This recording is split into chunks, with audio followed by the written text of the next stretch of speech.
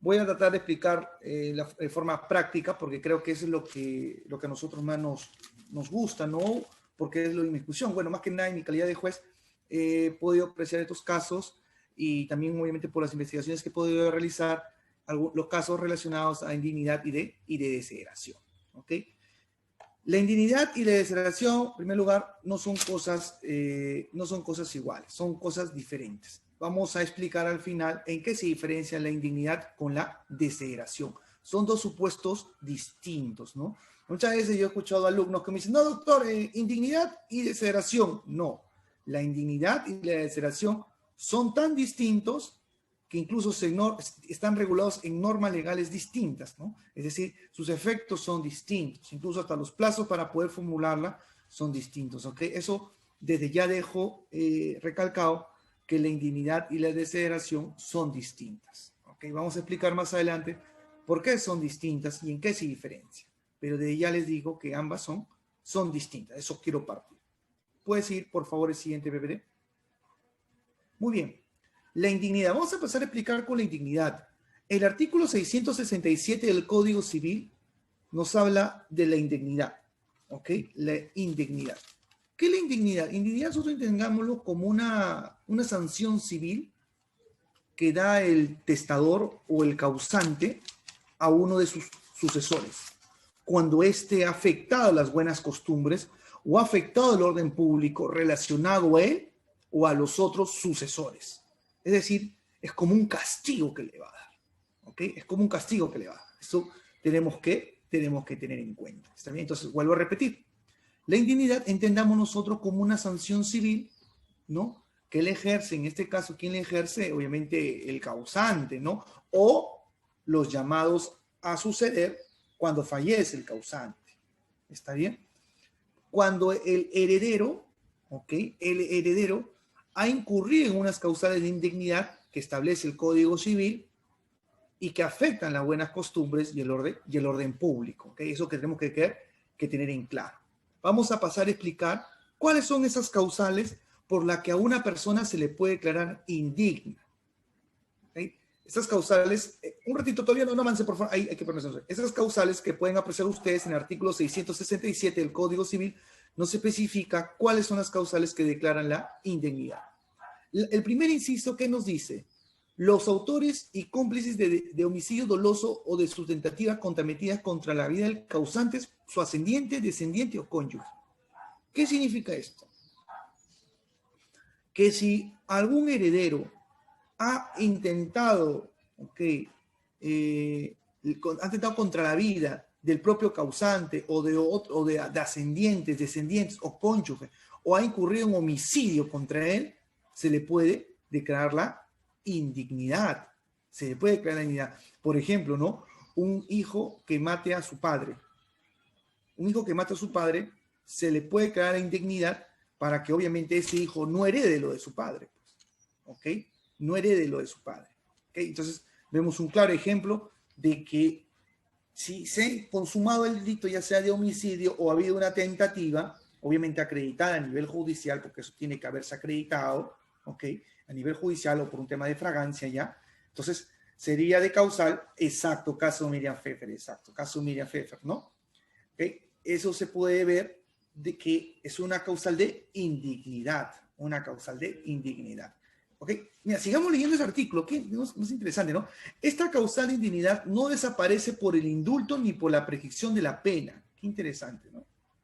Así, el presidente le haya indultado a esa persona, la haya indultado, o esa pena haya prescrito, porque al final nadie ejerció ninguna acción y ya prescribió, eso no conlleva a liberarlo. Igual se puede plantear la indignidad.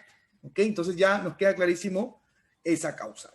La segunda causal, lo que hubiera sido condenado por delito doloso en agravio del causante o alguna de las personas. Entonces, ya tenemos un complemento del inciso anterior, ¿no? Que el inciso anterior nos dice cuando se ha cometido, eres autor de un homicidio tentativo o cómplice también. Y el siguiente inciso que nos dice, cuando ya eres condenado. ¿Okay? Bueno, si eres condenado se entiende que con mayor razón no deberías de ser merecedor de alguna herencia, ¿no? Tercer inciso. Los que hubieran denunciado calumniosamente al causante por delito al que la ley sanciona con pena privativa de libertad. Sabemos que la denuncia calumniosa, ok, eso está tipificado también como un delito, ¿no? No podemos denunciar calumniosamente a las personas, ¿cierto? ¿No? Porque eso es un delito, ¿no? Entonces, si yo he denunciado calumniosamente y al final esa denuncia por calumnicidad obviamente fue rechazada, no procedió, nunca se formalizó, entonces con mayor razón no hubo una justificación para poder hacer esa denuncia, ¿no? Entonces eso podría también utilizarse como una causal de indignidad. Cuarto inciso, los que hubieran empleado dolo o violencia para impedir al causante que otorgue testamento o para obligarle a hacerlo. Entonces, cuando ha habido una intimidación, violencia o se le ha impedido al causante de que otorgue testamento. Sabemos nosotros que acá en el Perú existen dos formas de suceder la herencia. Uno, que se llama la sucesión intestada, que también se denomina sucesión legal, cuando fallece el causante y no deja testamento. A no dejar testamento, los que consideran ser llamados a heredar van a hacer su proceso, ya sea judicial de sucesión intestada o notarial, para que se declare. ¿Está bien? Y por otro lado, tenemos la sucesión testamentaria, cuando, ok, existe un testamento y obviamente ese testamento se va a aperturar cuando fallece el causante, ya sea un testamento por escritura pública, un testamento fonógrafo, un testamento cerrado, marítimo o el marítimo militar. Bueno, yendo a este tema, si yo he obligado al causante, le he amenazado a que en su testamento, ¿no? Escriba algo, otorgue determinado bien en un testamento, puedo pedir también que se declare la indignidad.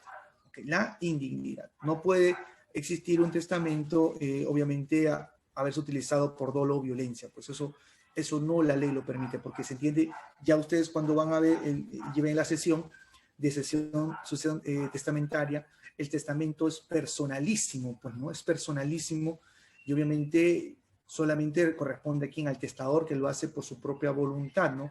No tiene que haber una presión para que deje un testamento, menos, ¿ok? Obligarle al causante o impedirle a que haga un testamento. Eso no se podría realizar. Inciso 5. Los que destruyan, oculten, falsifiquen o alteren el testamento de la persona de cuya decisión se trata. Hago un testamento falso, como si esta persona hubiera dado su voluntad, tal vez con la necesidad de yo beneficiarme. No sé, este tema es como en televisión, en las novelas. No sé si ustedes han visto novelas, sobre todo las antiguas, donde fallece una persona millonaria y deja un testamento donde aparentemente le deja todos sus bienes a su legítimo propietario, legítimo sucesor, excluyendo a otros, porque los otros obviamente son personas negativas, no les otorga nada. Pero estas personas, ¿qué hacen? Falsifican el testamento donde ellas se tienen todo el patrimonio, excluyen a la otra, ¿no? Es decir, falsifican el testamento original o en su caso también lo pueden alterar, ¿no? Alterar. Entonces, en ese caso, esa persona que realiza esa conducta o ese acto es merecedora de declarar la indignidad, porque evidentemente no podemos otorgarle bienes a aquella persona que ha actuado de esa forma. Está afectando las buenas costumbres, ¿no? Como dije yo al iniciar esta posición, que la indignidad también se plantea cuando está afectada las buenas costumbres, como en el caso que he comentado, ¿no? Inciso 6. Los que hubieran sido sancionados con sentencia firme en un proceso de violencia familiar en agravio del causante. Sabemos nosotros ahora que con la ley de violencia, la ley de violencia familiar y protección a los integrantes de la familia, esto es un tema que está en familia y después está en el área penal, ¿no? Como ejemplos, como dicen algunos, se ha penalizado la violencia familiar, porque el que va a dictar sentencia acá va a ser el juez penal, si es que llegara al juez penal, ¿no?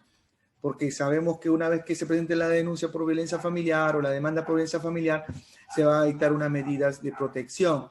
Y en la medida de protección se va a verificar si esta es una falta o es un delito. Si es una falta, se va a remitir a los juzgados de paz letrado para que emita la falta. Bueno, se conoce sobre la falta.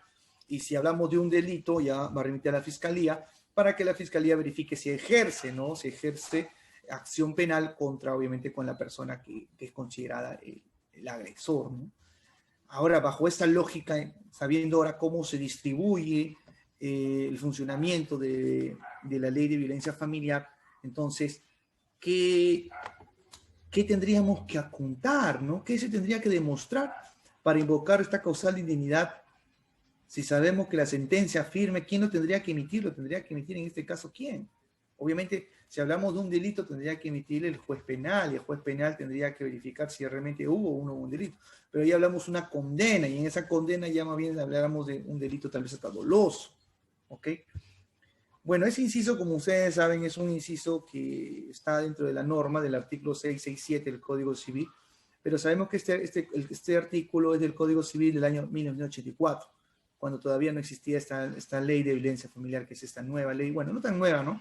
Ya tiene unos años, pero nos regula el procedimiento de cómo formalizar una denuncia familiar, ¿no? De violencia familiar, ¿no?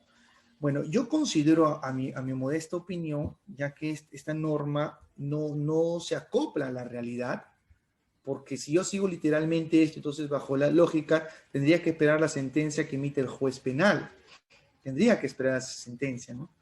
Pero eso puede tomar algún tiempo, ¿no? Más aún si yo quiero invocar, hacer mi demanda de indignidad con esta causal. Yo creo de que no podríamos nosotros invocarlo como una medida de, no podríamos nosotros invocarlo, no podríamos invocarlo como causal, porque tendríamos que esperar la sentencia condenatoria. Lo que tendríamos que hacer en este caso es que tendríamos que presentarlo tal vez con las medidas de protección, ¿no? Hasta que este proceso se vaya desarrollando, y una vez que se resuelva en el ámbito penal, podríamos ya recién ahí acreditar de que efectivamente hubo un delito o un acto de violencia, ¿no? Eso es lo que considero yo, porque si no tendríamos que esperar que se emita la sentencia condenatoria en el ámbito penal por violencia familiar según la ley que está regulada, y eso va a conllevar a que el proceso obviamente sea mucho más largo, ¿no?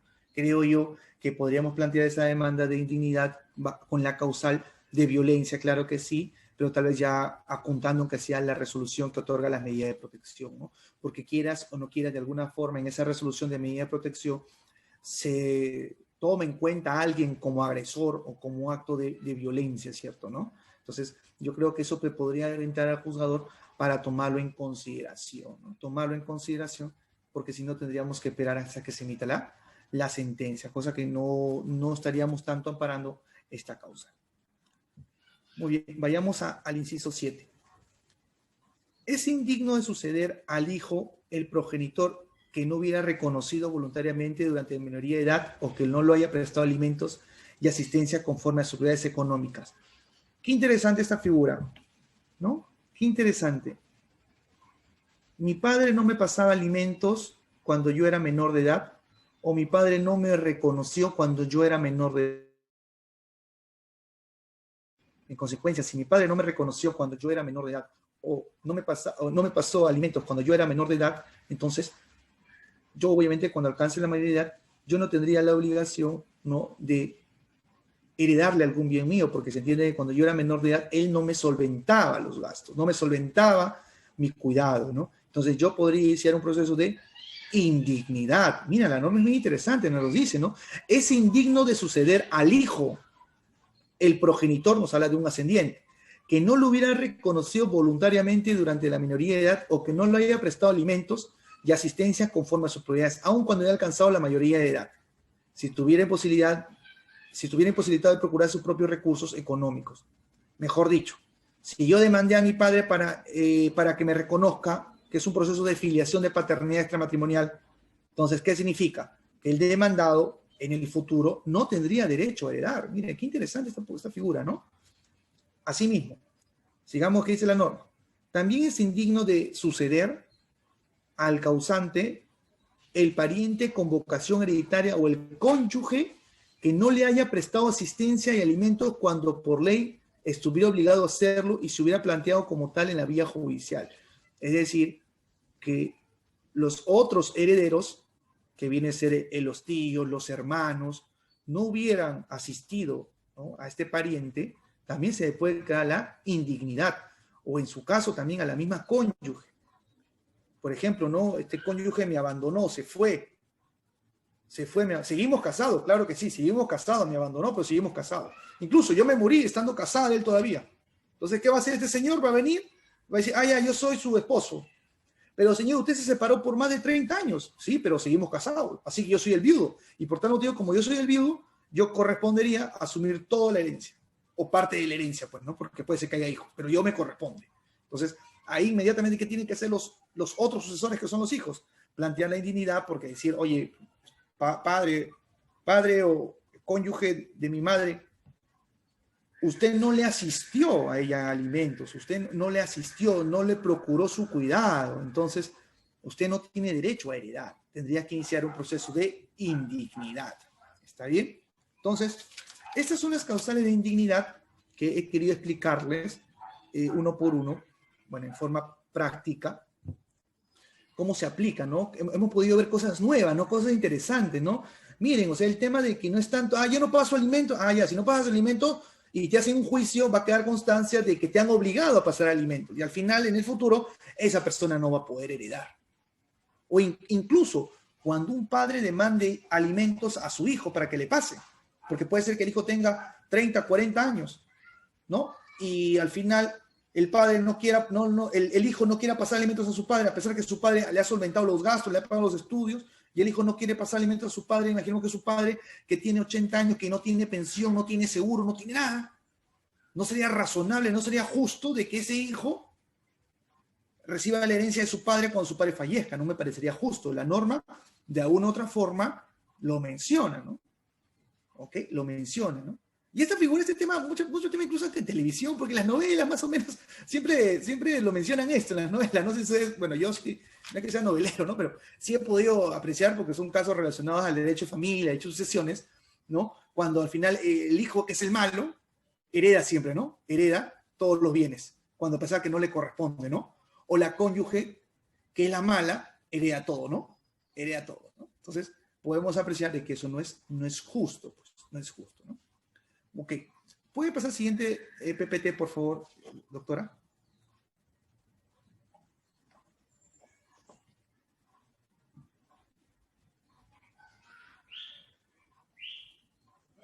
Gracias, muy amable. Esta es la regulación de la indignidad. He querido mencionar en las normas, como dije, que quiero que mi pudieron se base estrictamente práctico, por tema también del tiempo, porque para no entrar en conceptos teóricos, ¿no? En primer lugar, la indignidad, desde ya les digo, tiene más poder que la desheredación. ¿Cómo es eso, doctor? ¿Cómo que tiene más poder? La indignidad tiene más poder porque la indignidad abarca tanto a los herederos forzosos como a los herederos legales y como a los legatarios, la indignidad. La indignidad tiene más poder, ¿ok? Tiene más poder la indignidad, ¿ok? Desde ya le digo eso.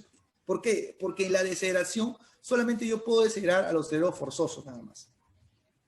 Pero en cambio en la indignidad yo puedo desheredar al forzoso, al legal, al legatario, ¿ok? Tiene, digamos, un poder de abarcación más extensa, más amplia. Para poder excluir a una persona por indignidad, se hace a través de una sentencia, es decir, hay que llevar un proceso judicial de indignidad. A diferencia con que la desheredación, porque en la desheredación lo puedes hacer a través del testamento, ¿ok? O un juicio para que se compruebe, pero igual queda a voluntad del testador. Pero en la indignidad no, la indignidad tiene que ser acreditada a través de una resolución judicial que así lo declare. Que así lo declare esa persona indigna. Tiene que existir una resolución judicial. ¿Ok? Tiene que existir Mientras no existe una resolución judicial, esa persona puede heredar fácilmente. Puede heredar fácilmente. No, pero es una persona que nunca me pasó alimentos cuando yo era menor, es una persona que me tuvo al olvido, mi esposo me abandonó.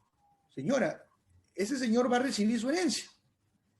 Pero no, yo le declaro indigno. Voy a dejar una nota si me muero que le declaro indigno. No, eso no puede hacer usted.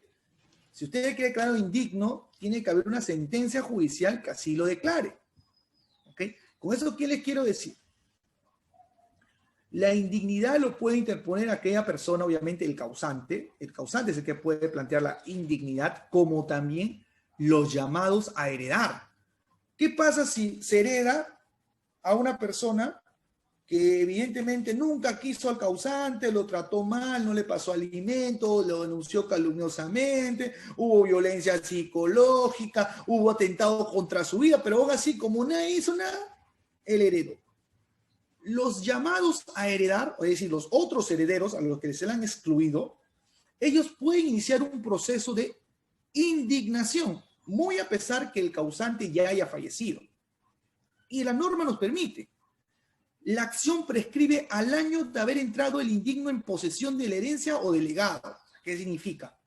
De que si se ha otorgado, ya falleció el causante y se otorgó a una persona como heredero, ¿ok? A una persona como heredero o a un legatario, con tal calidad de legatario, los otros llamados a heredar van a decir, pero un momento, ¿por qué a él le van a dar la herencia si esa persona ha incurrido en tantas cosas cuando el causante estaba en vida? Así que desde que fallece o desde que entra en posesión de la herencia, aquella persona a la cual nosotros pretendemos pedir la indignidad, tengo un año para poder plantear la exclusión por indignidad. Acuérdense bien, un año tienes, un año. ¿Ok? Miren, el artículo 669 nos indica lo que también les acabo de referir. El causante puede heredar por indignidad a su heredero forzoso. ¿Ok? Entonces, ¿quiénes pueden iniciar la exclusión de dignidad? El mismo causante o los llamados a heredar, entre paréntesis, cuando fallece el causante, ¿no? Esto sí me parece interesante, esto sí con negrita, subrayado, cursiva. ¿Puede haber perdón? Sí, puede haber perdón, señores. Puede haber perdón. Al indigno se le puede perdonar. Y si se le perdona, ya está rehabilitado y puede tener su derecho sucesorio normal. ¿Ok? Entonces, ¿puede haber perdón? Claro que sí. Pero mientras no se acredite que ha habido un perdón por parte de esa causal que yo invoco como dignidad, entonces esa persona puede heredar sin ningún problema. ¿Ok? Artículo 670 del Código Civil, la indignidad es personal. Este artículo es muy importante. Es muy importante este artículo. ¿Por qué digo que es importante este artículo? Porque si yo declaro indigno a una persona, la indignidad es personalísima, es solamente contra él. Sus hijos de él no se ven repercutidos. No se ven, incluso ellos podrían heredar la parte que le corresponde a él, pero obviamente no le corresponde porque es declarado indigno. Es decir, imaginemos que el profesor Rafael tenga un hijo X. Y a profesor Rafael le declaran indigno. Se entiende que yo, Rafael, ya no puedo reclamar el derecho sucesorio porque esta persona me ha declarado indigno a mí. Pero mi hijo X sí podría heredar por representación. O sea, mi hijo X podría heredar por mí. ¿Okay? Eso es lo que quiero que tomen en consideración. ¿Está bien? La indignidad es personal. Los derechos sucesorios que pierde el heredero indigno pasan a sus descendientes, quienes lo heredan por representación. Qué interesante, por representación. El indigno no tiene derecho al usufructo ni a la administración de los bienes que por esta causa reciba su descendiente menor de edad. Claro, pues evidentemente, en caso yo, imaginemos que yo soy indigno, ya yo digo, bueno, pues mi hijo X va a heredar lo que me correspondería a mí, pero bueno, como mi hijo X es una persona incapaz, que no es, como es menor de edad, es incapaz, como no puede cuidar los bienes, entonces yo voy a cuidar los bienes por él. Esa es sacada de la vuelta de la ley, pues, porque ¿qué significaría? De que entonces yo voy a administrarlo, yo voy a usufructuarlo. No, pues entonces no sería, obviamente no se hubiera cumplido la finalidad de la indignidad. Pues, ¿no? Yo no podría, como dice la norma, no podría hacer ese derecho del usufructo o de la administración de los bienes. ¿Ok? ¿Quedó claro? Muy bien. Artículo 671 del Código Civil. Declarada la exclusión del indigno, este queda obligado a restituir a la masa los bienes hereditarios y a reintegrar los frutos. ¿Qué significa? Que si ya mediante sentencia judicial se declara la indignación de una persona, el indigno tiene que restituir los bienes hereditarios, así como reintegrar los frutos. Si hablamos de una casa que él estaba alquilando, esa renta tiene que reintegrarlos. Y si hubiera enajenado los bienes. ¿Qué pasa si hubiera enajenado esos bienes que el heredor lo hubiera vendido? Bueno, los herederos pueden hacer una acción reivindicatoria a efectos de que esos bienes regresen a la masa hereditaria, y si ya no se pudiera ejercer la acción reivindicatoria, tendría que pagarse el valor de los bienes que se vendieron. Tendría que restribuirse. ¿Está bien? Eso quería que entiendan por la figura de la indignidad. Quería explicarle a nivel de la normativo la aplicación de la indignidad. Tengamos en cuenta de que la indignidad, como dije, abarca mucho más que la desheredación.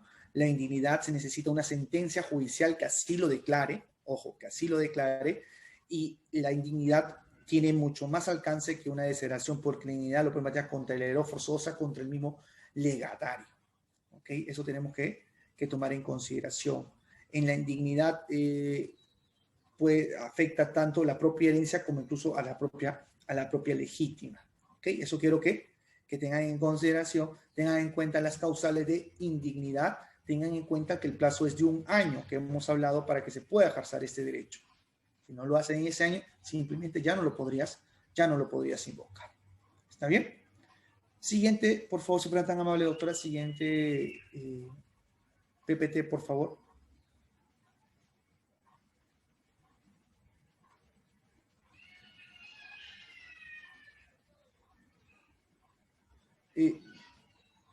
Ok, gracias, doctora. Vamos a hablar ahora de la desheredación. Ok, la desheredación.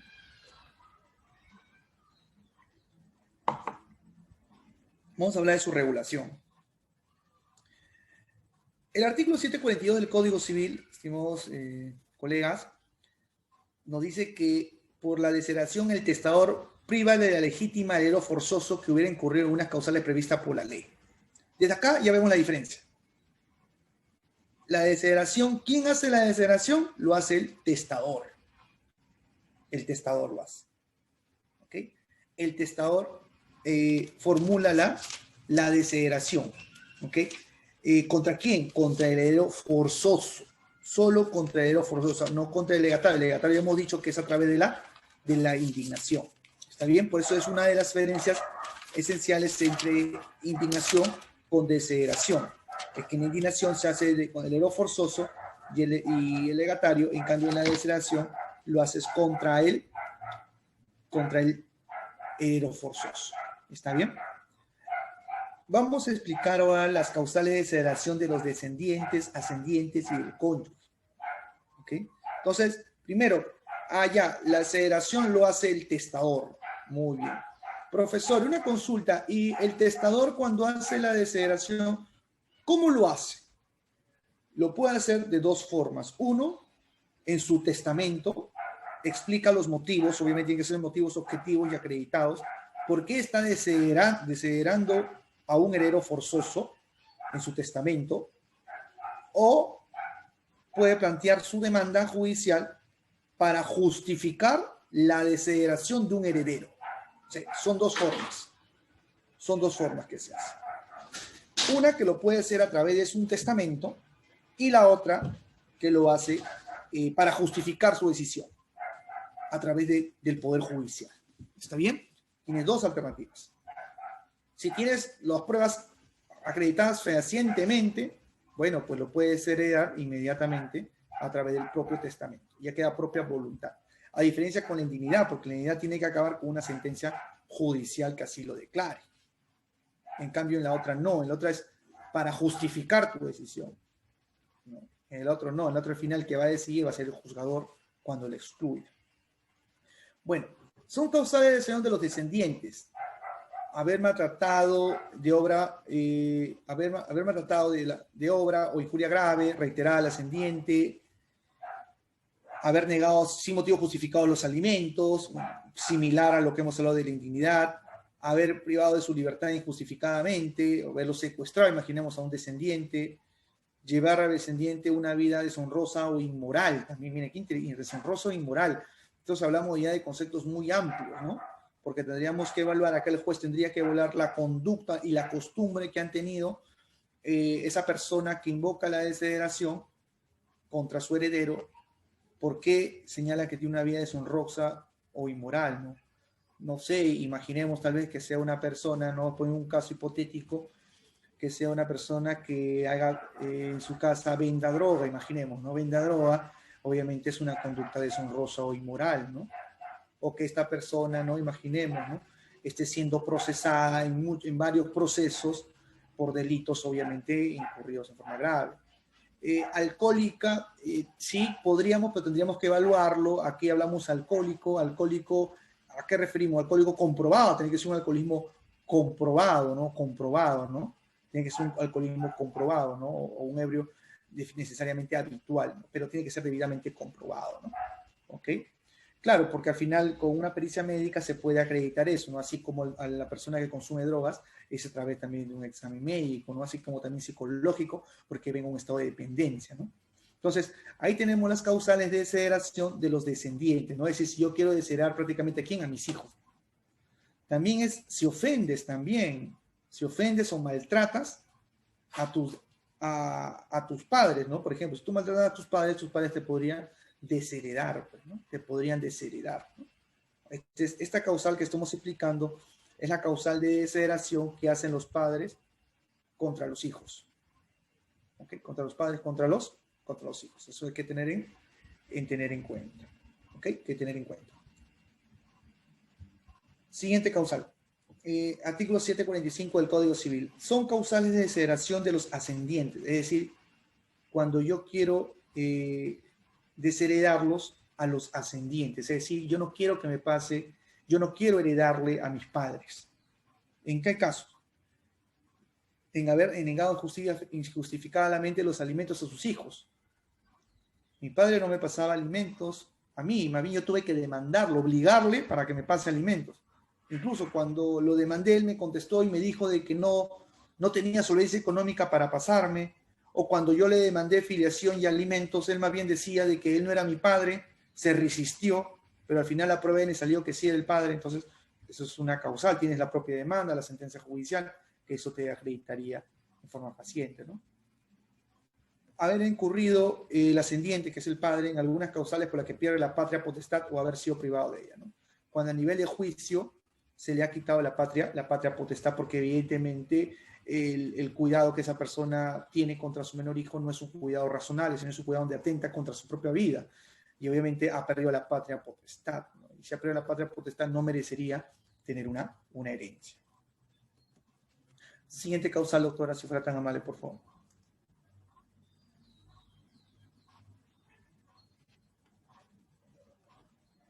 Gracias, doctora, muy amable. Causales de desheredación de la cónyuge. ¿Ok? ¿La cónyuge también la podemos desheredar? Claro que sí. Claro que sí. El artículo 333 del Código Civil, estimados colegas, nos habla de las causales de divorcio, ya sea divorcio de sanción o divorcio de remedio, nos habla de las causales de divorcio.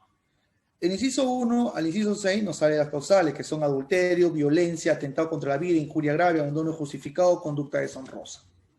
Es decir, si tu cónyuge ha incurrido en adulterio, ha incurrido en injuria grave, en violencia, en abandono, en conducta deshonrosa, ha atentado contra tu vida, tú podrías desheredarlo o desheredarlo. ¿Ok? Lo puedes hacer en tu testamento o justificarlo a través de un proceso judicial. ¿Ok? Entonces, ¿se puede desheredar al ascendiente? Sí. ¿Se puede desheredar al descendiente? Claro que sí. ¿Se puede desheredar a la misma cónyuge? Claro que sí. Pero a la cónyuge se le tiene que desheredar bajo las causales que está mencionada en el artículo 746, que nos habla al adulterio, violencia psicológica, atentado contra la vida, conducta deshonrosa, injuria grave. ¿Ok? Esas son las causales que obviamente se puede invocar para poder desheredar a una cónyuge. ¿Está bien? Eso tenemos que tomar bastante en consideración. El derecho de contradecir la desheredación corresponde al heredero o a sus sucesores.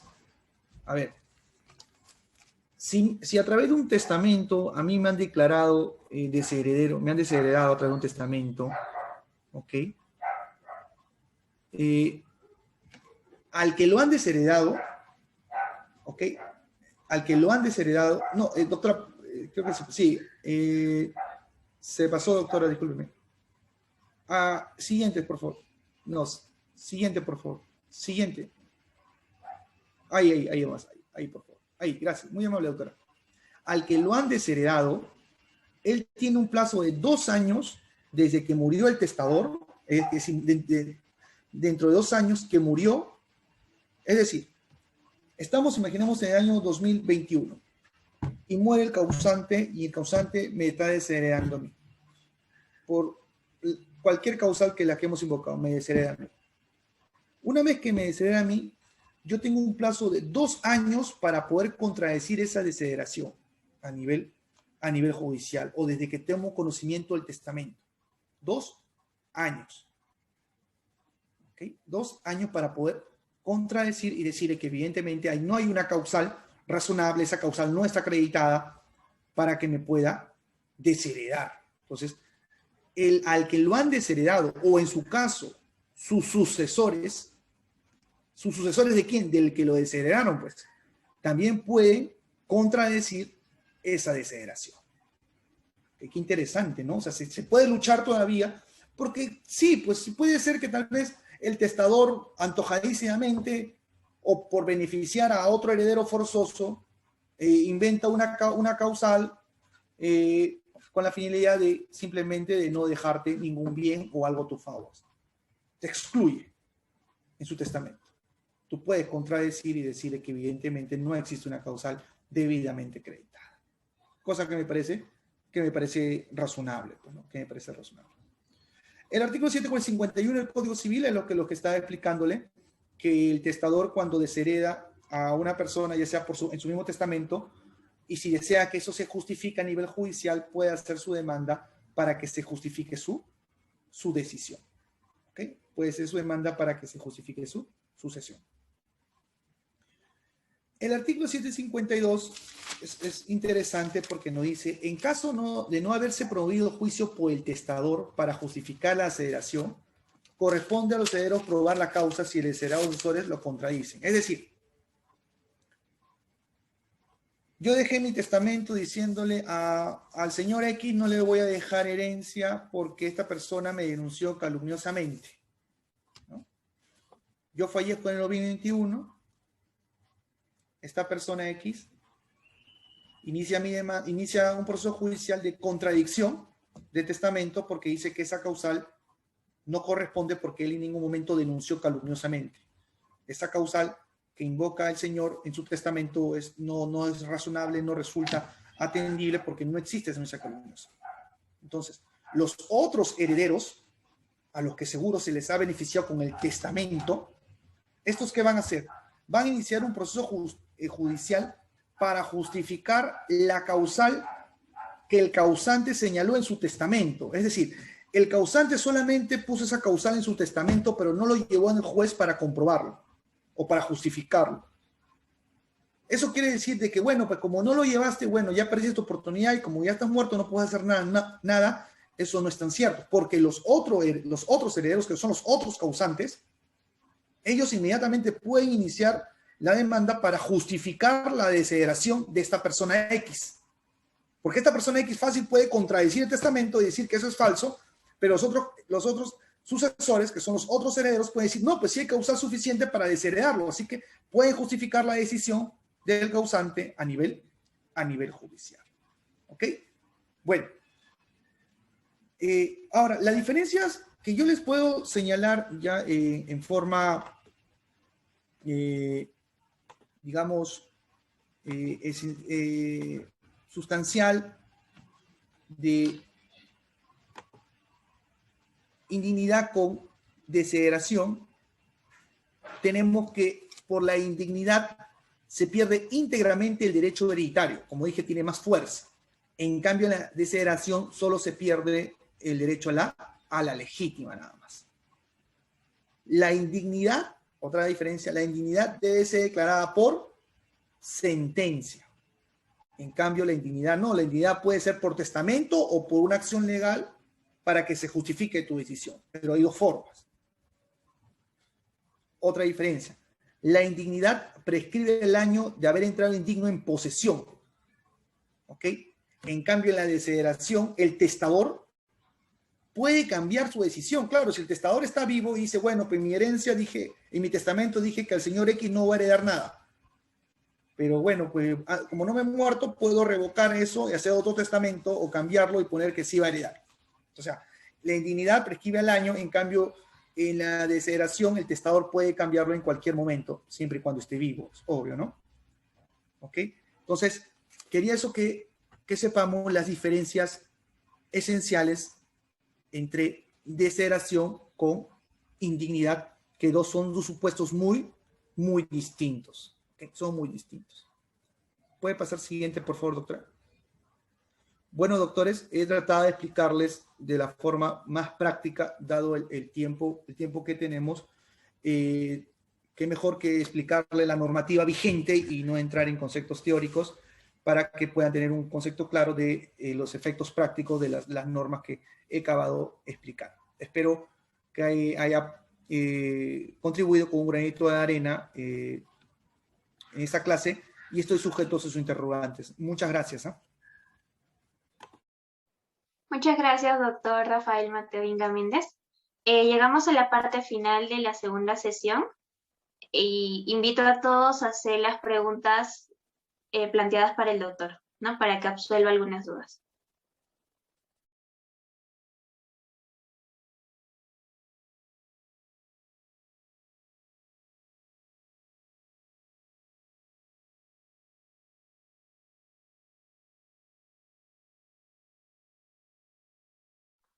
Asimismo, recordarles que pueden hacer las preguntas tanto por el chat general o levantar la mano para cederles el paso.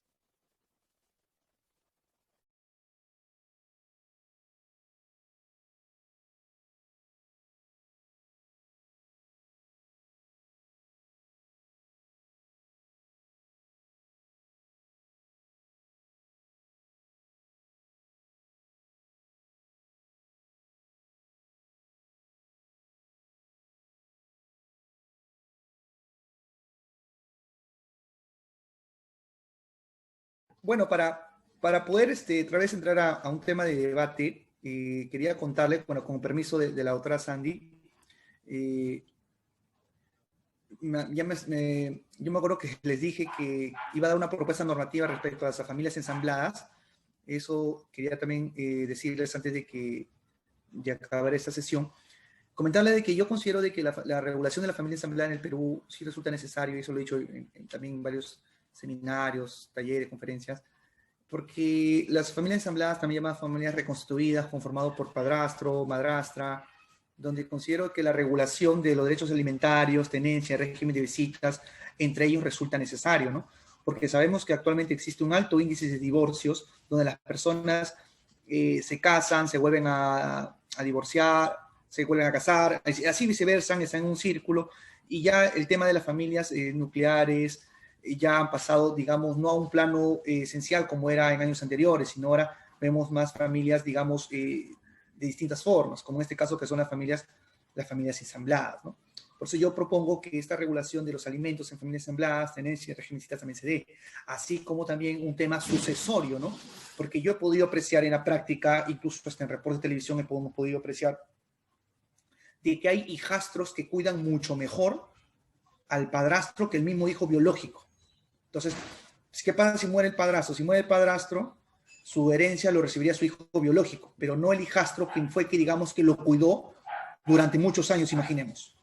O sea, no me parecería justo o razonable esa figura, ¿no? O sea, lo que les cuento, en otras legislaciones extranjeras sí está regulada la figura del tema de los sucesorios en tema de las familias ensambladas, ¿no? Porque imaginemos que un caso donde yo cuido en una casa a mi padrastro, lo cuido. Yo no soy su hijo, soy su hijastro, pero lo cuido a él. Porque sus hijos biológicos los han abandonado, no lo cuidan, no se preocupan por ello, solamente lo cuido. ¿Qué significa? Si el padrastro fallece, ¿quiénes van a heredar? Los otros hijos biológicos, ¿cierto? ¿No? Y entre ellos no se van a demandar indignidad, pues. Y yo, como hijastro, menos, no tengo facultades para pedir la indignidad de ellos. Porque obviamente no soy nada.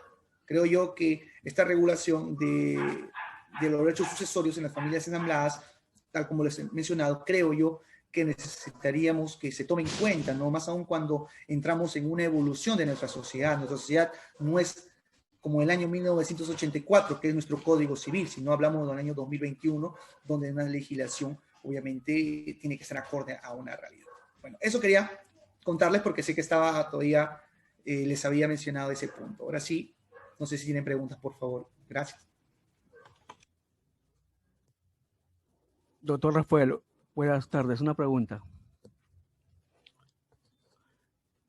Buenas tardes, mi estimado doctor. Sí, buenas tardes. Cuando se hace un testamento y se deja a los hijos legatarios, aunque el testador haya reconocido a un hijo que no ha sido de sangre, y al momento de que los hijos legales sí pueden apelar con la pretensión de que no es su hijo de sangre, pero sin embargo el testatario sí lo reconoció legítimamente y lo ha firmado con su apellido. O sea, yo entiendo que no cabe, ¿cierto?, la apelación por lo que no ha sido su hijo de sangre. No sé si me dejé entender. Gracias, Rodolfo, por su... No, sí, sí, lo entiendo, ¿no? Bueno, sabemos que la ley no hay distinciones, ¿no? Hijo matrimonial con hijo extramatrimonial. Si hablamos de una figura de una sucesión o de parentesco por adopción, y si esa persona, digamos, no lo ha reconocido como su hijo, entonces estamos hablando de un hijo extramatrimonial, ¿no? Porque había un reconocimiento. En consecuencia, esa persona tiene todo el derecho de poder suceder, tiene todo el derecho de poder suceder, de poder heredar, y no puede haber ningún cuestionamiento sobre su derecho sucesorio, más aún cuando ha sido reconocido, ¿no? Como usted también lo señala, ¿no? Independientemente de que no sea de sangre, pero igual hay un reconocimiento, ¿no? Hay una relación filial, ¿no? Perfecto, doctor Inga, muchas gracias. Tenemos una pregunta, doctor. Sí, tengo la mano levantada, por favor, tengo la mano levantada hace rato y no me dan pase. Ok, mil disculpas. A ver, ok, iniciamos entonces con Pedro Jesús. Sí, doctor, buenas noches. Doctor, si me escucha. Claro que sí le escucho. Buenas noches. Sí, buenas noches. Doctor, yo le escuché a usted indicar en lo que es indignidad, indicar que no desaparece cuando hay un indulto, y tampoco desaparece cuando hay una prescripción de la pena. Y ahí en esa prescripción de la pena, doctor, no lo entiendo, porque tendría que haber ya un proceso judicial donde me hayan declarado ya culpable, ¿no? O ¿cómo es eso de la pena? O sea, ya se dio una pena, no se ha dado, o de repente ya hubo un juicio o no ha habido nada. Esa es mi duda, doctor, en ese tema. Ya, no te preocupes. Bueno, sabemos muy bien que la prescripción de la pena se encuentra por el tiempo de la pena, ¿no? Si no se inició. Si no se ha iniciado alguna acción y se encuentra los años de supuestamente te hubieran sentenciado por esa pena, recién de ese momento tú puedes contabilizar el plazo prescriptorio, ¿no? Por ejemplo, ¿no? Son hechos que han pasado hace 30 años atrás. Si estuvieran sentenciado por ese delito, ya pasaron 30 años, imaginemos. Entonces, ya obviamente ya prescribió la pena, ¿no? O sea, ya no se podría iniciar alguna.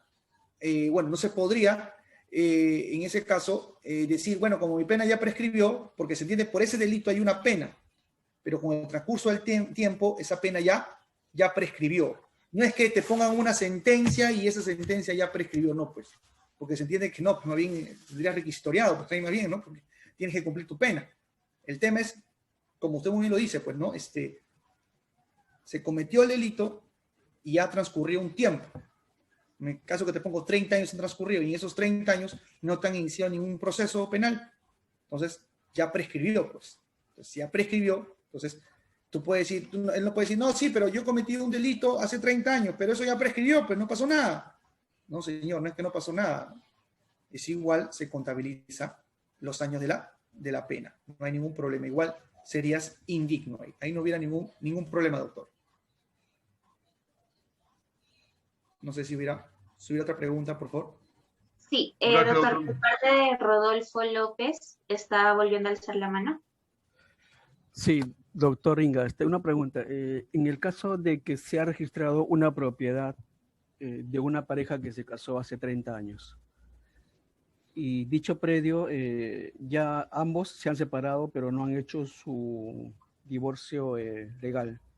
Ya cada uno por sus propias circunstancias tiene sus parejas, sus hijos muy aparte, ¿no? Con diferentes cónyuges.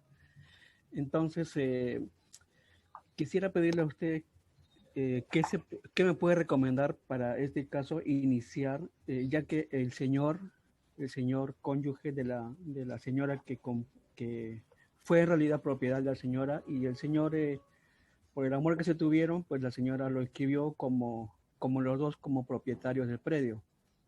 Entonces, el señor está ahora apto a firmar y alegar, ¿no? De buena fe de que en realidad eso fue un buen propio de la mujer. Entonces quería pedirle a usted una sugerencia como primer paso, ¿qué se podría hacer porque el masculino le ha pedido ya, yo te hago a que sea todo a tu nombre, pero tú corre con todos los gastos. Bueno, en primer lugar, ahí hablamos un bien social, me dice, porque el bien figura a nombre de los dos, ¿no? Sí, doctor, sí. Figura a nombre de los dos el bien. Entonces, En la SUNAR, sí, en la SUNAR figura el nombre de los dos. es un bien social. Ahí lo que tendría. ¿Y qué quieren hacer? Él quiere otorgarle todo el bien a una de las esposas, a la esposa, ¿no? Por lo que tengo que entender, ¿no? Sí, a una de las esposas, sí, porque cuando se casaron tuvieron un hijo en común y el hijo Ya. en común falleció hace 3 años en el extranjero, en España. ¿Y no se quieren divorciar? Sí, precisamente, pero como aquí la vida, sabe, nuestra cultura no nos impide, entonces cada uno ha hecho su vida en común ya hace ya 30 años. Entonces, pero ahora... Pero creo que lo más razonable sería que se divorcien y en el divorcio ahí ya él le adjudique todas sus acciones a la señora, pues. En la liquidación le adjudique. Creo que sería lo más rápido, porque si no, él le puede ceder sus derechos o ese bien puede declararlo como bien propio de la señora, puede hacerlo como bien propio, es un trámite que se puede hacer también a nivel registral, porque es un bien social declararlo como bien propio, sino a nivel judicial como bien propio, pero van a seguir siendo casados. ¿Qué pasa si muere la señora? Él sigue siendo su esposo, él tendría todo el derecho de heredar parte de esa casa. Claro, exactamente. Entonces, creo que yo lo más factible sería hacer el divorcio y en el mismo divorcio ahí que se dé el tema de la adjudicación de toda la casa, ¿no? A favor de la señora, si es el convenio que ellos se realizan, ¿no? Más aún si no hay hijos menores. Esa solución es la más fácil, ¿ah? Doctor, y respecto al hijo que falleció en el extranjero, ese sí fue fruto de los dos. Entonces, el hijo falleció ya hace 3 años en el extranjero y según las leyes le corresponde de manera proporcional, ¿no? Porque Pero si el hijo está muerto, pues, ¿cómo va a corresponderle? No logro entender. El hijo está muerto, no me dice que el hijo ha muerto. Pero tiene hijo. Tiene herederos. Exacto. Ya, pero hay otro tema. Pues. Han declarado la sucesión. Esa persona falleció, el hijo mayor, imagínense, voy a llamar así, el hijo mayor falleció. Han hecho la sucesión intestada. No. Entonces, ¿a quién le vamos a heredar? Claro. ¿Quién le vamos a heredar? Y hasta ahora, pues, la madre del hijo, o sea, que la pareja del hijo en común que tuvieron hace 30 años, no se ha presentado ni reclamado ni nada, ¿no? Entonces, usted me dice de que sí se puede, mediante el divorcio, la municipalidad, que es ahora lo más económico, ¿no? Y más viable y rápido, pueden hacerlo por esa vía. Claro, porque entiende que obviamente ellos siguen casados, pues. Siguen casados, no tienen hijos menores de edad. Exacto. No hay hijos menores de edad. Y él lo que va a hacer, prácticamente quiere cambiar ese bien, quiere darle únicamente a la señora, pues. Así es. Y más aún, ella tenía un hijo mayor que ha fallecido, y este hijo mayor, claro, tiene sus hijos, pero han hecho la sucesión intestada. Lo que pasa es que para nosotros poder invocar un derecho sucesorio, una herencia, tiene que haber una declaratoria de herederos, ya sea por una sucesión intestada o por una sucesión testamentaria. Porque si no, nosotros no podemos decir, yo puedo decir, yo soy hijo, acá está mi partida de nacimiento donde me reconocen. Está bien, pero la ley que te establece, tiene que haber un proceso de sucesión intestada, pues, donde se registra esa sucesión intestada, que seas declarado heredero. Bueno, más aún si quieres ejercer ese derecho, ¿no? Ese derecho hereditario. Porque si no, imagínate, si no, nadie te va a querer comprar un inmueble así. Y nadie te va a querer donar un inmueble así si no ve tu nombre en registros públicos. Porque dice, no, ese inmueble es de mi papá. Mi papá falleció, pero es mío, pues. Dígame, ¿usted compraría un bien de alguien que no figura en registros públicos como dueño? No. No, pues. Tendrías que ser primero una sucesión intestada para que figure tu nombre como heredero de la casa, ¿cierto? Así es. Heredero del patrimonio. Eso creo que, yo considero que eso se debería de dar, ¿no? Por un tema también de seguridad jurídica, ¿no? Claro. Bueno, claro. quiero ver. Muchas gracias, doctor Inga. Muchas gracias por su recomendación. Doctor, tenemos preguntas en el chat. El primero es de Ali Angulo, que nos dice, en el tema de drogadicción y el alcoholismo, ¿la indignidad procede? Bueno, como hemos explicado las causales de indignidad, ¿ok? Del artículo 667, podríamos ahí plantearlo como afectación del debido cuidado. Lo que pasa es que ahí, ¿a quién quiere caer indigno? ¿Al heredero forzoso o al legatario? Porque si hablamos que quiere caer indigno al heredero forzoso, necesariamente tendremos que entonces utilizar la figura de la desheredación, pues. Porque en la figura de la desheredación, ahí sí podríamos invocarle, si hablamos de que quiere desheredar a un hijo, el inciso 4, pues, ¿no? Que dice llevar el descendiente una vida deshonrosa o inmoral, pues, ¿no? Ahí sí podría, que yo creo, caberle como una desheredación más que como una indignidad, si hablamos de un heredero forzoso descendiente, pues. Lo que pasa es que, acuérdate, la diferencia entre indignidad es que la indignidad tú puedes declarar indigno a un heredero, ¿ok? Forzoso o un legatario, pero ya tiene las causales estipuladas. Y en las causales, y en la que ella me dice drogadicción, alcoholismo, no están en ninguna de las causales de indignidad. Entonces, estamos hablando entonces de un descendiente. Si hablamos entonces de un descendiente, de un heredero forzoso que es un descendiente, entonces lo que ella me alega como alcoholismo, drogadicción, y si hablamos de un descendiente que es un hijo, podríamos llamarlo como una conducta deshonrosa o inmoral, pues, o inmoral. Eso podemos conllevarlo, ¿no? Muchas gracias, doctor. Tenemos una pregunta mediante el audio de parte de Burga Carranza Lourdes. Te cedo la palabra. Sí, buenas noches, doctor. Buenas noches, doctora. Hemos estado analizando el artículo 667 en cuanto a la indignidad, viendo las causales, y en la segunda de ella hablábamos de denuncia calumniosa. Quería saber si podría darnos alcances básicos con respecto a este delito. Por favor. No te preocupes. La denuncia calumniosa es cuando es una denuncia malintencionada, es una denuncia que afecta contra tu honor. Por ejemplo, pues no, a ti te denunciaron por usurpación, diciendo que usted es un usurpador, usted se hace pasar por propietaria de un bien cuando usted no lo es. O sea, y esa denuncia, la finalidad que tiene de esa denuncia es hacerte quedar mal, porque esa denuncia la propaga por redes sociales, por televisión, con tus allegados, ¿no? Comienzas así, decirte que usted es una usurpadora, o usted ha cometido otro delito que es apropiación ilícita, imaginemos, ¿no? O cualquier otro delito. Lo comienza a hacer público, ¿no? Afectando tu honor. Y al final se acredita de que esa denuncia no tenía consistencia, que al final el fiscal ni lo procedió, ni formalizó el fiscal esa denuncia porque no tiene pie. Entonces, ¿te ha calumniado o no? Sí, te ha calumniado. ¿Es una denuncia calumniosa? Claro que sí. Incluso en tema civil existe la figura que se llama responsabilidad civil por denuncia calumniosa. ¿Qué significa? Que cuando alguien te ha denunciado maliciosamente, tú le puedes interponer una demanda por indemnización por el daño que te ha causado sobre todo a tu imagen, tu reputación, ¿no? Entonces, también podemos traer al tema sucesorio, ¿no? De que si alguien te ha denunciado calumniosamente, ¿ok? Por cualquier delito que al final se comprobó que eso no existe, que no tenía ni pie para que avance esa denuncia, te afectó con tu honor, entonces tú podrías iniciar la indignidad por esta causal. No sé si te quedó claro, doctora. Sí, doctor. Muchas gracias. No te preocupes. Doctor, la siguiente pregunta es por parte de Alexandra Zambrano, que nos dice, doctor, si una persona que vive en condiciones precarias es declarado indigna, ¿puede apelar valiéndose de su condición? Si una persona que vive en condiciones precarias es declarada indigna, puede apelar valiéndose de su condición.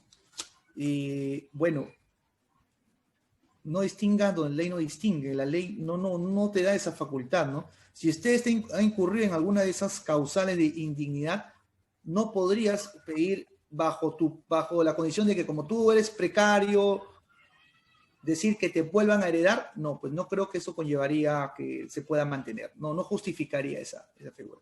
Sino bajo esa lógica, todas las personas alegarían ello para que no sean declarados indignos, ¿no? Cosa que yo no estoy de acuerdo, ¿no?